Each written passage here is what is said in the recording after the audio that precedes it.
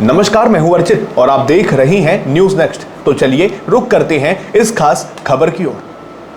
सियासत में जब हिजाब और प्रधानमंत्री जैसे शब्द एक साथ जुड़ जाए तो समझ लीजिए कि चुनाव नजदीक है।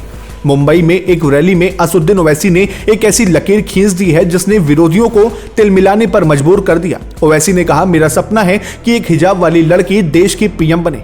लेकिन जैसे ही ये बात बाहर आई, शोर मच गया कि यह सपना भारत का है या पाकिस्तान का। आज बात करेंगे ओवैसी के उस तीखे वार की जिसने मुंबई की ठंड में सियासी पारा बढ़ा दिया है। पूरा बवाल तब शुरू हुआ जब ओवैसी ने महाराष्ट्र के नेताओं को जवाब देते हुए कहा कि अगर तुम हिंदू और मराठी होने पर वोट मांग सकते हो तो मैं अपनी हिजाब वाली बेटी के लिए प्रधानमंत्री की कुर्सी का सपना क्यों नहीं देख सकता। ओवैसी का तर्क था कि भारत का संविधान किसी को उनके पहनावे के आधार पर प्रधानमंत्री बनने से नहीं रोकता। उन्होंने इसे अपनी कोशिश और ख्वाहिश बताया है।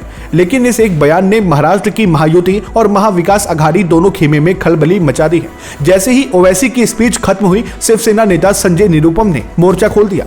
उन्होंने तंज कसते हुए कहा कि ओवैसी साहब, ये सपना पाकिस्तान में ही पूरा हो सकता है, भारत में नहीं। बस फिर क्या था, ओवैसी ने पलटवार जवाब दिया जो अब वायरल हो रहा है। ओवैसी ने गरजते हुए कहा कि मुझे पाकिस्तान का पता बताने वाले तुम कौन होते हो? मेरा संविधान मुझे ये हक देता है। तुम जो बात कर रहे हो वो पाकिस्तान की सोच है, क्योंकि वहां बराबरी नहीं है। मेरा हिंदुस्तान सबको साथ लेकर चलता है। ओवैसी ने साफ कर दिया कि वो तिरंगे के साए में ही अपना हक मांग रहे हैं।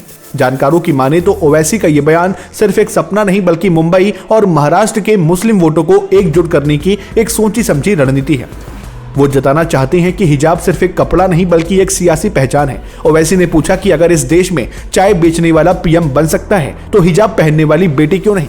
उनके इस सवाल ने अब एक नई बहस को जन्म दे दिया है। तो दोस्तों, क्या आपको भी लगता है कि ओवैसी का यह बयान सिर्फ चुनाव जीतने का एक पैतरा है, या फिर वाकई भारत का संविधान हर किसी को सर्वोच्च पद का सपना देखने की आजादी देता है?